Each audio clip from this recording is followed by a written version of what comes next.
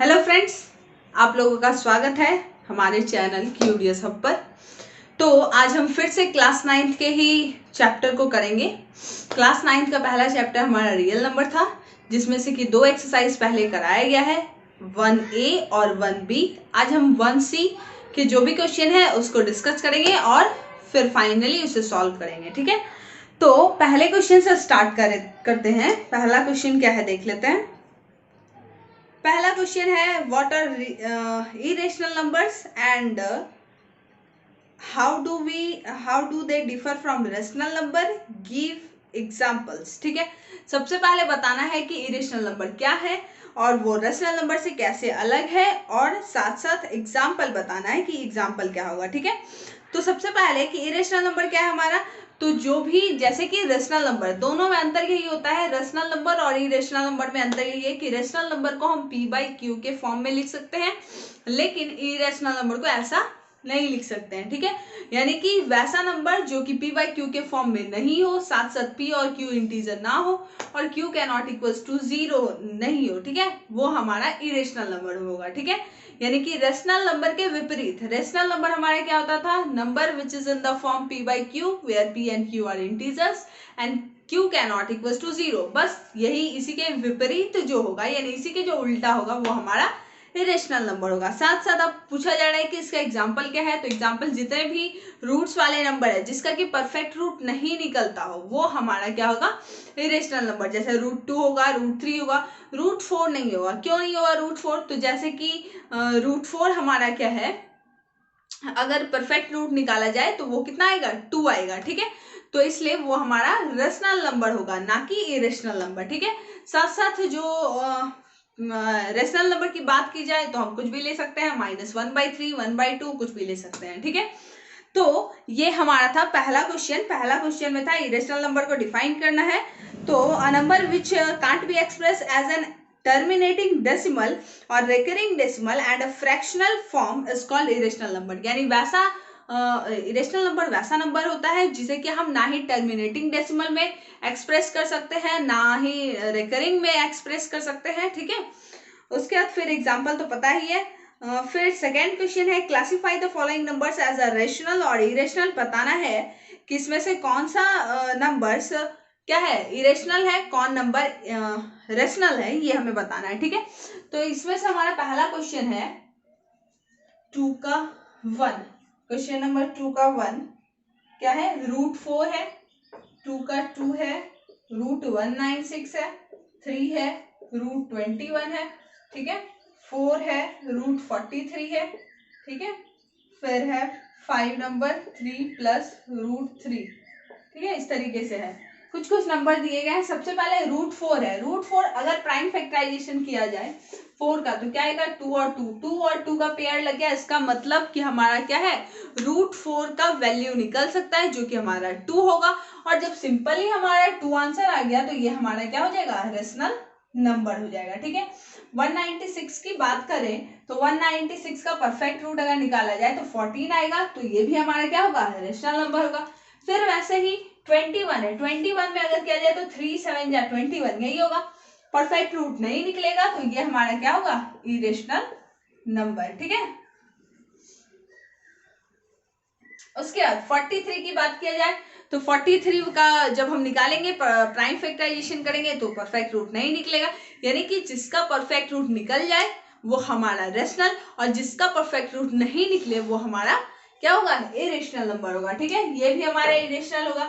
इसके बाद फिर क्या है, 3 प्लस √3 की बात की जाए तो 3 हमारा क्या होता है, रेशनल नंबर, लेकिन इसके साथ जो है √3 है, और √3 हम क्या जानते हैं, एक इरेशनल नंबर है, इसलिए 3 प्लस √3 क्या हो जाएगा, हमारा इरेशनल नंबर हो जाएगा। ठीक है, उसके बाद फिर क्या है, ये सेकेंड नंबर क्वेश्चन था। सेकेंड नंबर में आप आसानी से बता सकते हैं कौन सा रेशनल है कौन सा इरेशनल है। इसके बाद थर्ड नंबर क्वेश्चन देखते हैं। थर्ड नंबर क्वेश्चन में है √2 √3 √5 रिप्रेजेंट करना है ऑन रियल लाइन या नंबर लाइन, जो भी कहा जाए। ठीक है, उसके बाद √7, क्वेश्चन नंबर 4 में √6 और √7 है। चलिए तो देखते हैं।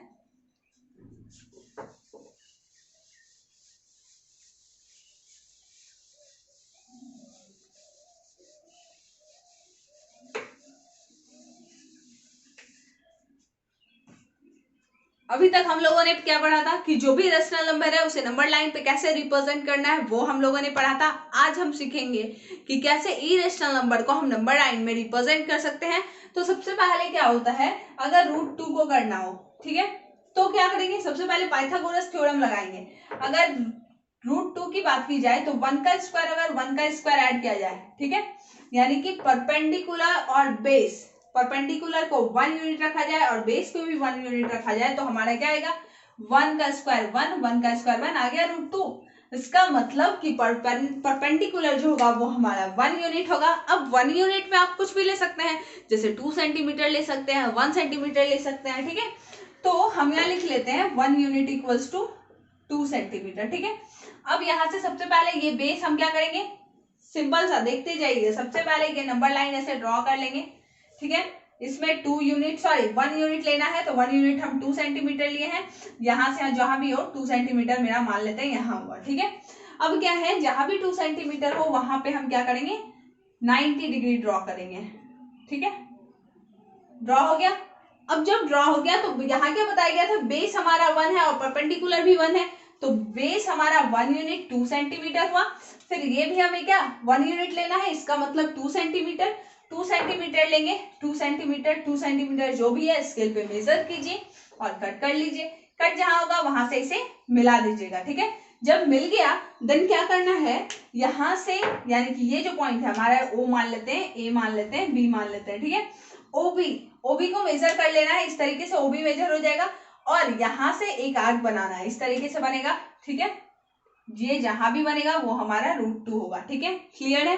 फिर से एक बार समझना है, जो भी नंबर लाना है हमें, ठीक है, तो उसे सबसे पहले हम पाइथागोरस थ्योरम में लिखेंगे। पाइथागोरस थ्योरम में क्या करेंगे, √p² प्लस b² के फॉर्म में लिखना है। अब √2 था तो इसका मतलब क्या है 2, यानी कि परपेंडिकुलर का स्क्वायर और बेस का स्क्वायर ऐड करने पे क्या आना चाहिए, 2 आना चाहिए।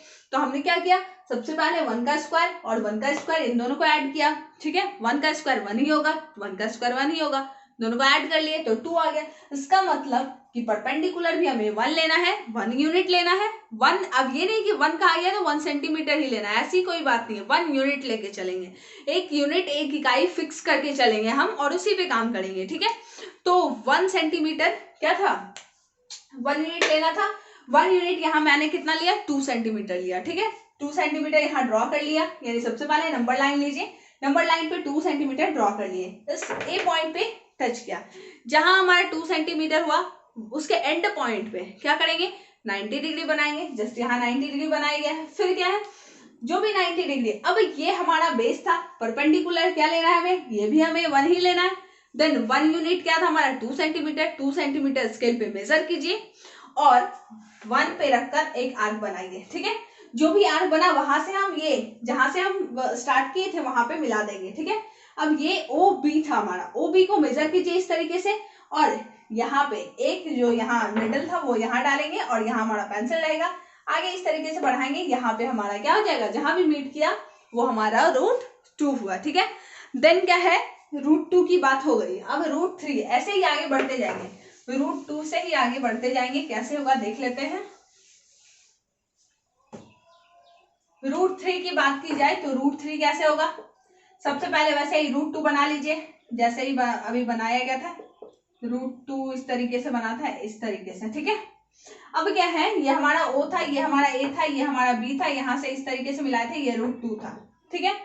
अब ये हमारा पॉइंट हो जाएगा, यहाँ पे क्या करना है, ये हमारा पॉइंट हो गया, यानी कि बेस हमारा ये होगा। क्यों बेस ये होगा, √3 को लिख क्या सकते हैं हम, √2 का स्क्वायर प्लस 1 का स्क्वायर, √2 का स्क्वायर 2 और 1 का स्क्वायर 1, इसका मतलब √2 ही लेके चलना है। √2 हमारा ये वाला है ना, ये वाला हमारा √2 है लाइन। तो इस पॉइंट पे हम क्या करेंगे, सबसे पहले 90 बनाएंगे, ठीक है। 90 इस तरीके से बना। अब जो भी, सॉरी मिक्स हो गया थोड़ा, हाँ 90 बन गया। अब क्या है, ये जो 90 बना, हमें क्या √2 तो मिल चुका है और 1 लेना है, 1 यूनिट लेना है। 1 यूनिट कितना था, 2 सेंटीमीटर था, यहाँ पे रखे 2 सेंटीमीटर, जहां मिला यहाँ कट कर दिया और इसको इस तरीके से मिला दिए। अब फिर आर्क बनाना है, बताया गया था, क्या बताया गया था, जैसे हम यहाँ D लिए, ठीक है। OD को इस तरीके से मेजर कर लीजिएगा, यहाँ से जहां भी होगा, ठीक है, इस तरीके से। फिर यहाँ से ऐसे आगे बढ़ेंगे, ये जैसे मीट करेगा वो हमारा √3 हो जाएगा। क्लियर है, ये हमारा √3 वाला पार्ट हुआ। देन आगे ऐसे ही बढ़ते जाएंगे तो आ जाएगा, जैसे √4 की बात की जाए तो √3 का स्क्वायर प्लस 1 का स्क्वायर, √5 की बात की जाए तो √4 का स्क्वायर प्लस 1 का स्क्वायर। क्लियर है, चलिए तो ये हमारा क्या था, नंबर लाइन पे रिप्रेजेंट करना है कोई भी नंबर को। सिंपली कोई बीच वाला एक ऐसा नंबर होगा जो कि आसानी से बन सकता है, जैसे कि √5 की बात की जाए तो √5 को हम क्या लिख सकते हैं, 2 का स्क्वायर प्लस 1 का स्क्वायर, ऐसे भी लिख सकते हैं। 2 का स्क्वायर समझ में आ रहा है, 2 का स्क्वायर 4 होगा, 1 का स्क्वायर 1 होगा, दोनों को ऐड कर लिया जाए 5 आ रहा है। इसका मतलब कि हम बेस को क्या इस बार 2 यूनिट लेकर चलेंगे, यानी यहां से अगर स्टार्ट करते हैं तो 2 सेंटीमीटर और 2 सेंटीमीटर, यानी यहाँ 4 सेंटीमीटर। ठीक है, अब यहाँ पे क्या करेंगे, फिर से हम 90 डिग्री बनाएंगे और 2 का स्क्वायर प्लस 1 का स्क्वायर लेना था तो ये 1 यूनिट ही लेंगे, यानी 2 सेंटीमीटर। यहाँ मीट किया, यहाँ से ऐसे मिला लीजिए और यहाँ से फिर ऐसे मेजर कीजिए, यानी एक पॉइंट यहाँ पर सेंटर मान के चलिए, यहाँ से यहाँ मेजर करके ऐसे आगे बढ़ा दीजिएगा, जहां मीट किया वो हमारा √5 हो जाएगा। क्लियर है, √10 की बात की जाए तो वैसा ही हो सकता है, कैसे होगा, 3 का स्क्वायर प्लस 1 का स्क्वायर, 3 यूनिट और 1 यूनिट लेकर चलेंगे। क्लियर है, क्वेश्चन नंबर 3 में यही था हमारा और 4 में भी यही था। ठीक है, इसके बाद आगे देखते हैं क्या है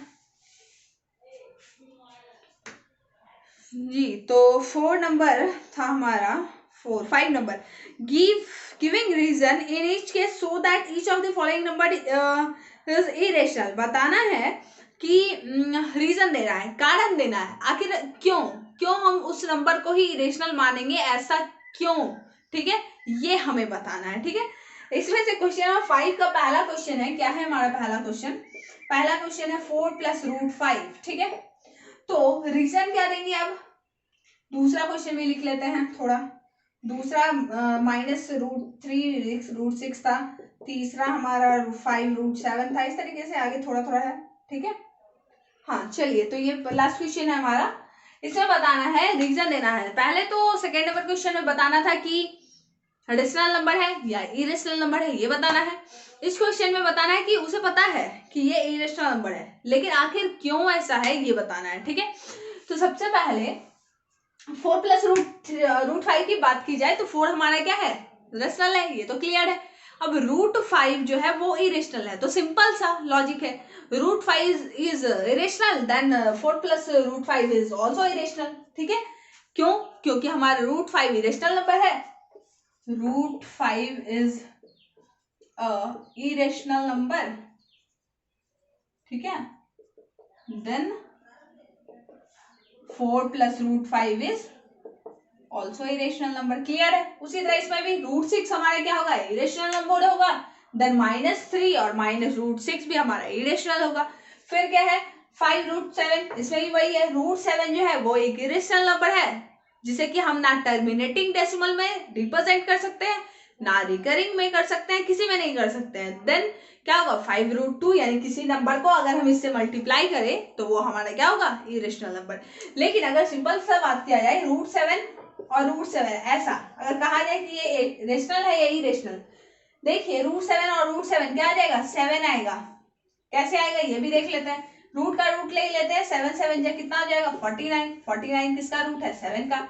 इसका मतलब कि जब भी हम दो इरेशनल नंबर को मल्टीप्लाई करते हैं तो वो हमारा क्या होगा, रेशनल नंबर आएगा। ठीक है, तो रीजन पता चलिए कैसे देना है। तो हमारा जो एक्सरसाइज 1C था वो अभी कंप्लीट हुआ। तो आज के लिए इतना भी। जिन्हें कोई भी क्वेश्चन में डाउट हो वो कमेंट बॉक्स में प्लीज अपने कमेंट को डाल सकते हैं। अगर हमारा वीडियो अच्छा लगा हो तो लाइक करें, सब्सक्राइब करें और साथ साथ अपने फ्रेंड्स को ज्यादा से ज्यादा शेयर करें, जिससे कि वे भी इस वीडियो का लाभ ले सके। ठीक है, धन्यवाद।